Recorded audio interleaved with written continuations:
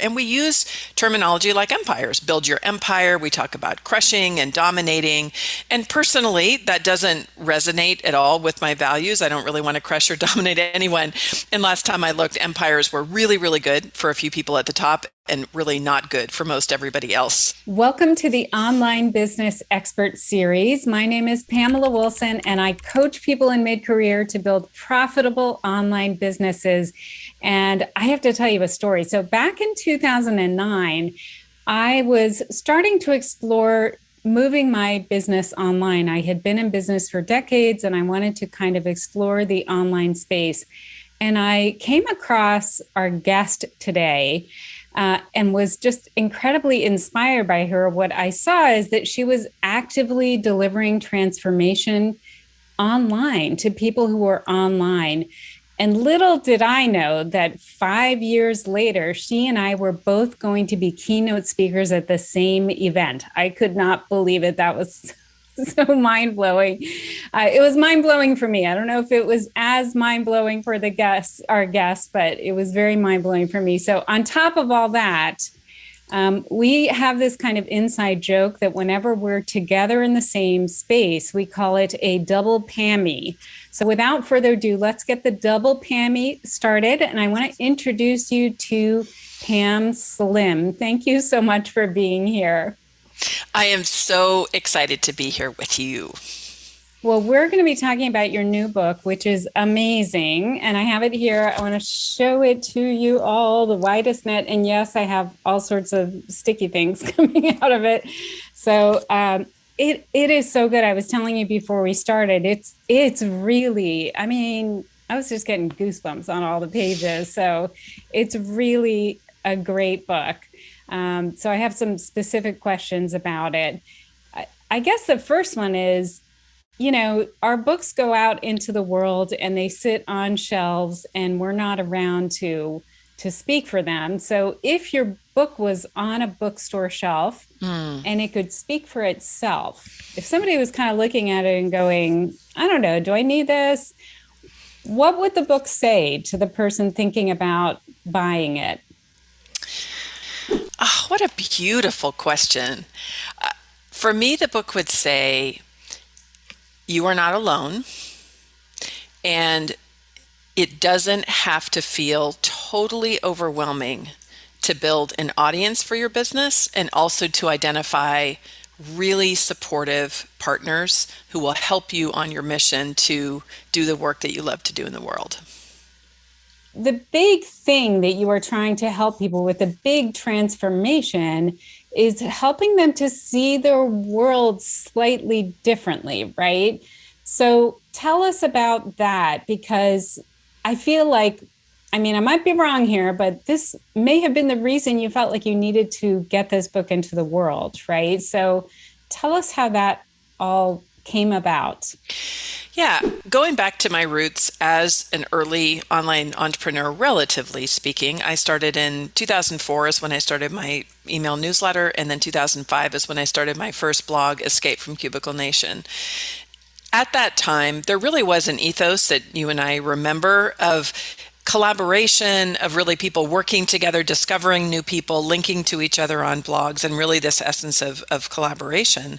A lot of the way that I saw that space mature, in particular for people who are online entrepreneurs, is in creating what I call empire culture, which is teaching this method that in order for you to be successful, you have to first center yourself and literally center yourself, become a bit more of an online celebrity, have your whole life that's out front and center for everybody, and to have this concept of everybody really drawing everybody into you, hence the empire. And we use terminology like empires, build your empire. We talk about crushing and dominating. And personally, that doesn't resonate at all with my values. I don't really want to crush or dominate anyone. And last time I looked, empires were really, really good for a few people at the top and really not good for most everybody else. So I also found that it's really not representative of the way that I've seen business actually work from the back, kind of back end of understanding businesses. And so I see it rather as an ecosystem where you center your ideal client is the person who's at the center of their ecosystem. And they're surrounded by, I actually have 10 different segments within the model of my, what I call my ecosystem wheel. But there are places in person and online where they are looking for people and products and services and support to help them solve whatever problem your online business is designed to solve. They are doing that. They're listening to they're reading your books, they're reading mine, they're listening to others' podcasts, they're using software as a service to run their business. They might belong to associations, they might participate in certain small business association events, things like that. And so to me, it is more realistic to look at business more as a way to identify the ecosystem that's surrounding our ideal clients, be really strategic in figuring out where many of them hang out in these watering holes in the ecosystem, and then really to focus on building partnerships to support others who are also supporting them, and really to look at how we can move that whole ecosystem forward, as opposed to looking at it as, I have an empire, I want to crush everybody, and I want to personally win. I love this idea of just kind of going out and saying, where are they hanging out that's adjacent? What other things are they interested in? I feel like it's so useful, and I hadn't seen that anyplace else, much less like a method for actually doing that work. It's amazing. I'm a publication designer by trade. I don't know if you knew that. So I'm looking at these pages, look at this page. It's like this amazing table where you're showing people, start here, do this next, do this next. And it's like, you can check it off and get it done. I am an instructional designer by trade, and that really does inform my business coaching. I find great value sometimes in the kinds of conversations we have about the human side of business, the emotional side of business, managing our mindset. They're really critical things that do impact how we do work. And I find that when we know that we do have a process that works together, it's part of what can actually make a strong strategic difference in the long run. And there are some critical parts of the book. I'm really thankful. One, in the method in chapter 3 specifically, when we talk about identifying your ideal audience, I really use directly the work, with permission, of course, with my really dear friend and colleague, Susan Beyer from Audience Audit, who has really specific expertise in how you can define your audience in a way that is really helpful for doing the latter parts, like we talked about in the ecosystem. A lot of the ways that we teach sometimes, and I've been guilty of this in the past, is we go first just to demographics, saying that my audience are, women age 55 like me, who drive Mini Coopers like I do, and who live in Arizona. And that can be helpful. Sometimes there are clues in there about affective characteristics, but it really doesn't tell you anything about what is that problem that I'm trying to solve. My demographics themselves are not going to be the indicator of really being able to identify other people who are solving that problem. So using business coaching, as something always as an example, naturally in my ecosystem with folks that I work with, they also work with intellectual property attorneys, with graphic designers, with website designers, copywriters. Just in order to do the work that we're doing together, they're required to use those service professionals. So that's a perfect example of what I call a peanut butter and jelly partner. Sometimes just asking your current clients, who else are you working with to solve this problem, can be an immediate source of opening the door to new watering holes in the ecosystem. Yes, I love that. And the one thing that I really enjoyed was this concept of beacons, and how you can have sort of like pop-up temporary beacons and then permanent ones. So, and there's a little bit of like content marketing mixed in there, right? So, but I'd never heard it referred to in that way. So I wonder, can you explain a little bit about beacons and how we can use beacons to find our people? When I started, first of all, social media wasn't even really a thing. Blogging had been around for a while, but I know for myself, a primary way in which I communicated with my market when I started my blog, Escape from Cubicle Nation, it was with the specific intention of reaching clients in an online business. I'd been a management consultant for 10 years prior to starting my online business. And so specifically, I wanted to be sharing useful information in a way that would connect with them. as social media grew and as more and more channels developed, in my specific work with clients, that's part of where I began to recognize for having a strategic focus. A beacon, as I define it, is really your primary communication vehicle to be sharing your thought leadership, to be sharing your point of view about how it is that you solve the particular problem that you solve for your customers, or whatever aspiration you help them to reach. If you don't have some discernment about what might be a good primary beacon for you, and maybe you're more of a video person. For some people, it's podcast and conversation. For other people who are writers like me, a newsletter is something you can really center around. What happens often is you just have all of your ideas and thought leadership that's just fragmented everywhere, and you might do different things for different channels. And after a while, you're not really creating some central place where if somebody says, tell me about how I can really learn more about Pamela and who she's about. I'm talking about you, by the way, not me in this case. then if you say, well, you could listen to a couple podcast episodes and maybe you could join her newsletter for a few things, and then she does this on LinkedIn. It's fragmenting, and that's often the place where we really lose customers. So I like to have a strategic focus of a primary beacon, and then usually there's a couple satellites that you might do for social media, places you share, places you engage. The pop-ups can be really fun. That could be things like an event that you might do each year, or some kind of specific engagement, even online, that is something that will draw people to you and your work. Right. Okay. So the pop-up is something that happens, it has a beginning and an end. Yeah. But it still draws people to you and your work. It's just, it's almost like it has a season, right? That's right. It happens once. The difference might be, and events is, you could have just a one-time event, something that you might do because it's just a really interesting creative idea that is a way to engage people and bring them together. If you're a producer of events and every single year you hold a conference, of course, pre-pandemic, that threw a wrench into everything, but we've known many people who might produce it where it ends up that an event that is annual and ongoing and always happens ends up being really a primary beacon.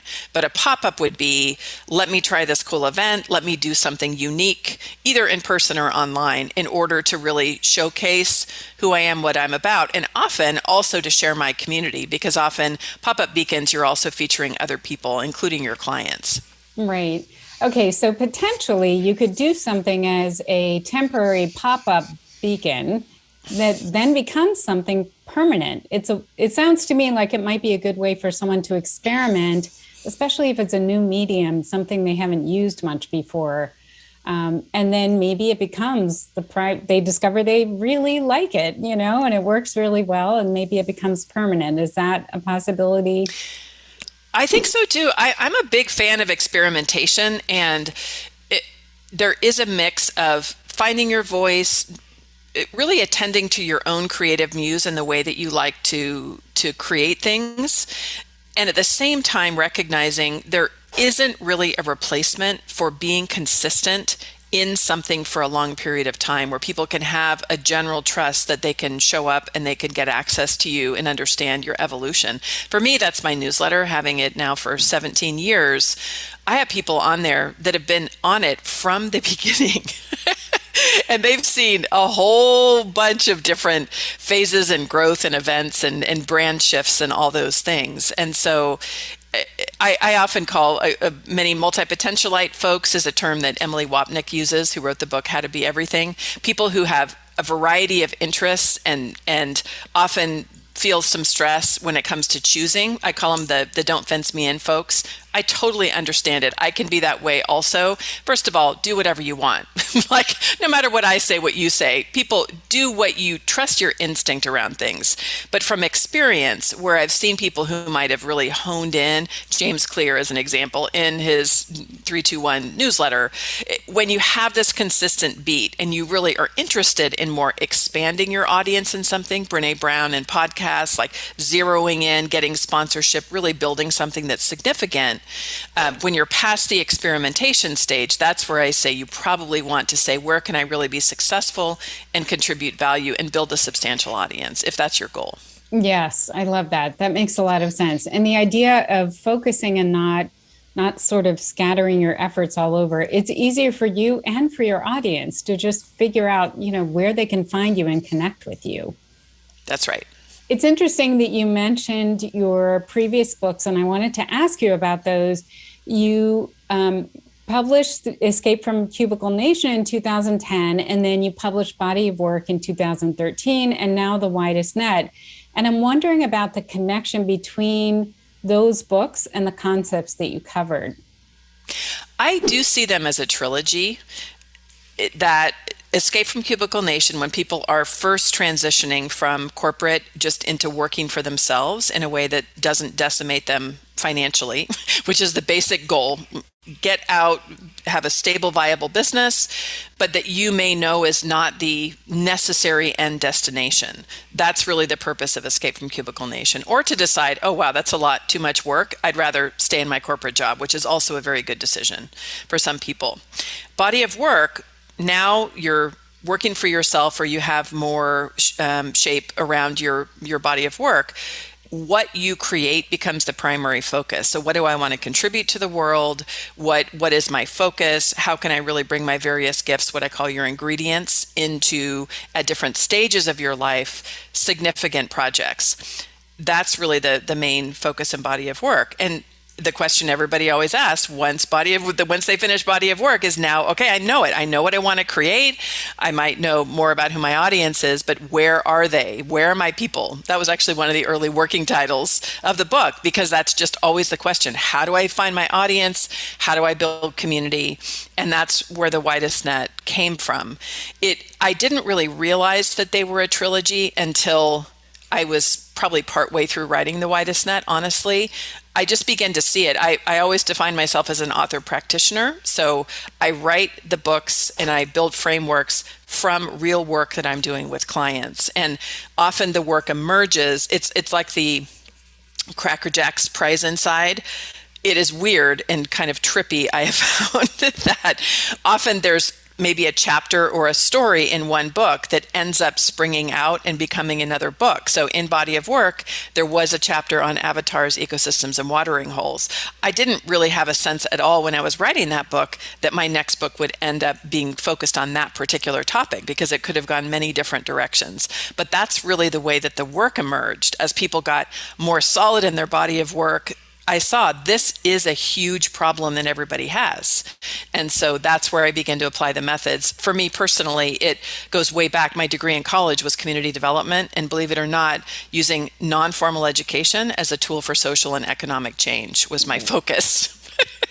Wow. So I'm pretty much doing what my 18-year-old self thought that I should be doing in the world. How amazing that at 18 you knew enough about yourself and what was going to drive you in your life to choose that. That's impressive.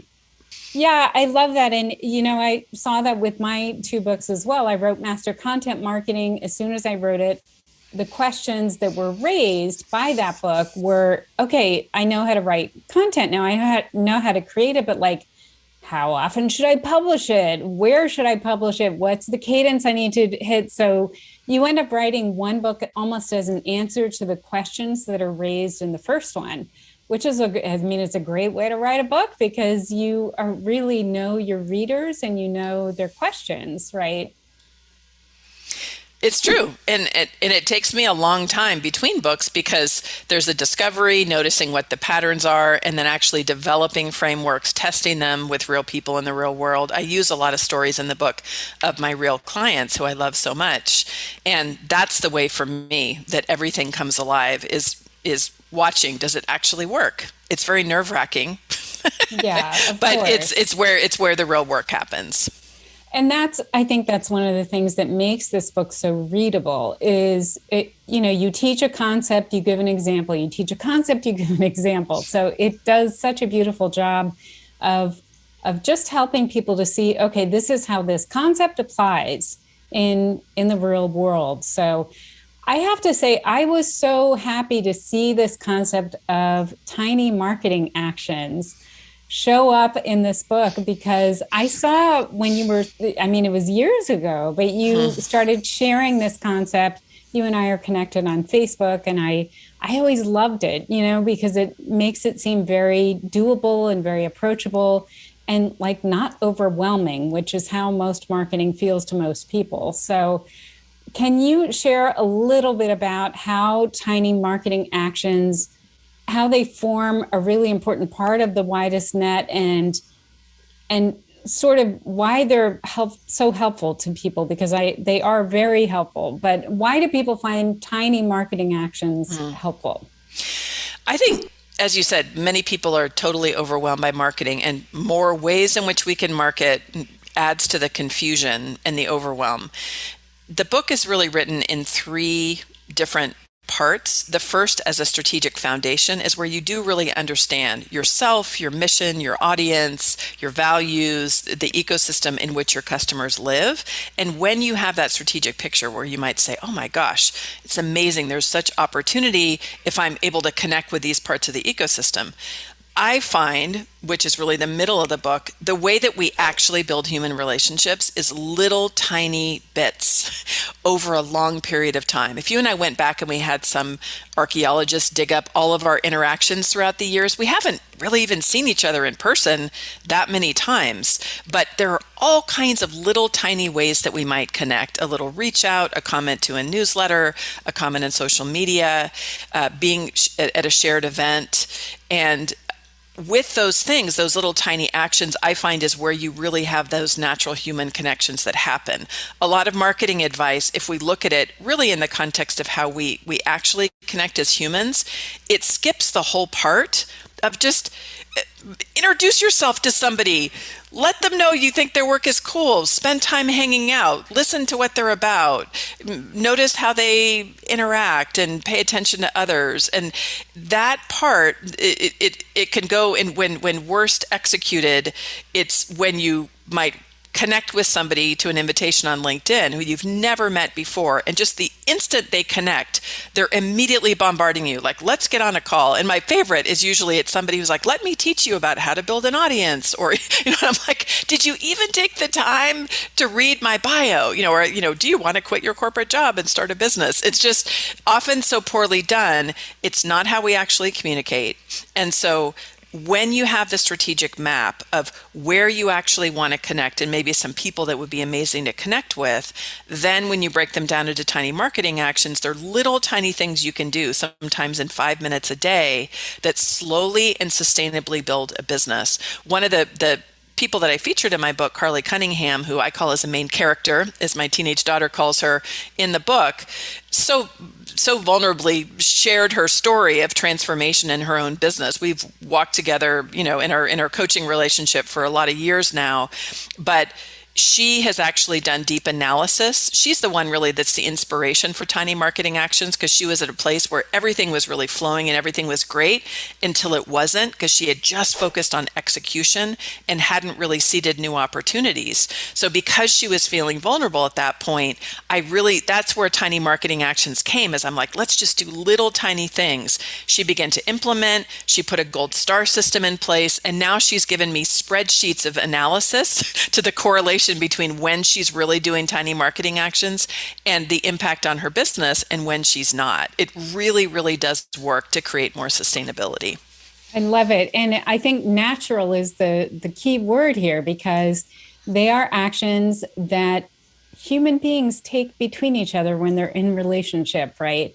My favorite is people who connect with me on Facebook, and their first question to me in the DMs is, so tell me about what you do. And I'm like, I've spent 11 years building my online presence. I'm not going to tell you in the Facebook DMs what I do for a living. Like, do a tiny bit of click on a single link and you will know exactly what I do. So yeah, I love it. I love the fact that you're basically saying, look, they are seeds. Seeds are tiny. You take these tiny actions and nurture them, and they will grow very naturally over time into real relationships between you and the person you're trying to connect with. So I love it. And then the other thing, since I'm coming to you from Nashville, Tennessee, I just have to tell you this one thing that jumped out of me, the book. I loved it.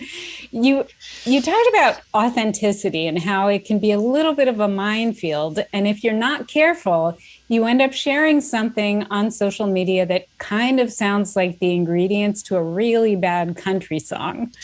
So, can you speak about that just a little bit? I thought that was so awesome. Yes, we have all been there. It's so funny sometimes that when you have real relationships with people who you love, work folks, classmates, people, neighbors that you might have on social media, it can feel like you're sitting around and drinking coffee and saying, gosh, this is so hard. I've gone through this health challenge, or my business is crashing, or I had this really hard client situation.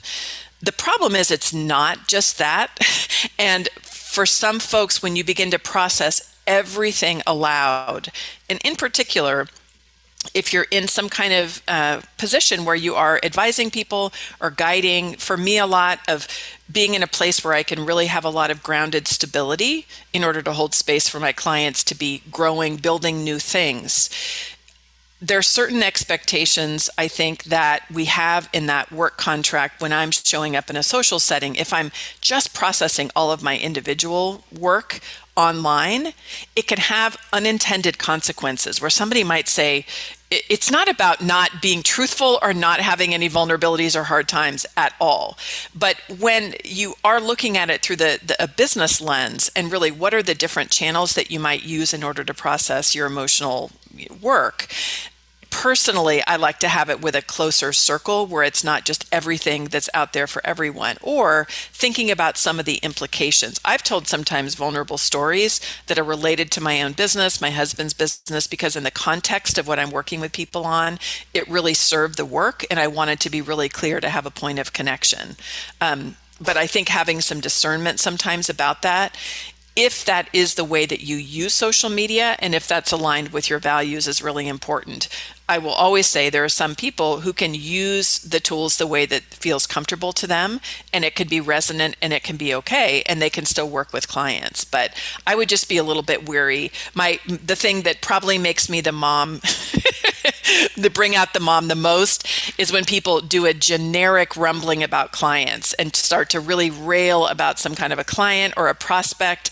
And I just am sitting back in my chair saying, please don't do that, because anybody who has been a prospect for you might think you're talking about them. And Yes. Anybody who is a client might worry that if they make any misstep, that you're going to go in public and you're going to shame them somehow. And it just is not, I think, generally a good thing to do. Absolutely. So, what is next for you now that besides just obviously talking to lots of people about your amazing book, but what do you see in the future as you go forward? We have really cool things happening both in person here in Mesa, Arizona, where my husband and I run a Main Street Learning Lab, which is a living, vibrant place literally right in the middle of Main Street, where we're actually very active in the development of our downtown area. In particular, we focus a lot on inclusive development. My husband is Navajo, and we work with a lot of Native entrepreneurs, Black, Latinx, Asian American. And so we're creating specific programming, doing community building, just to make sure that the opportunities are accessed by the people who live in the community, and especially those that have been the most marginalized. So that is exciting work. I write about the Learning Lab and the development of this place in the book. It's really a central theme, and really the place where I get so much inspiration, being around Main Street businesses all the time. On the work and business side, we're developing a whole range of offerings that support people putting into application the ideas in the book, because it is a big method. I find it can be a bit overwhelming to be doing every piece at once. So will be leading 4 classes a year on Maven, which is one of the platforms I use as a case study in the book, that it's co-founded by Wes Ko, who is a longtime dear friend, that creates really engaging cohort-based classes. And then we'll also be hosting some in-person retreats and events here for people who, like us, do a lot of local community building, so we can have people meet others. And then, safe, health willing, will hopefully be doing a little bit more speaking like everybody else. I've really been on hiatus from being on the road. I do get a lot of energy, and especially now that my kids are older and love to travel, when we can go to places where they also would love to come along, so we can make a family vacation of it. Yes, that's so much fun. Wow, there's a lot to look forward to. It's really exciting. I've spent the last few years writing, working on the IP and building our community here and really just doing more work one-on-one with my intensive clients. And now I'm just really excited to work more one-to-many and always to bring people together.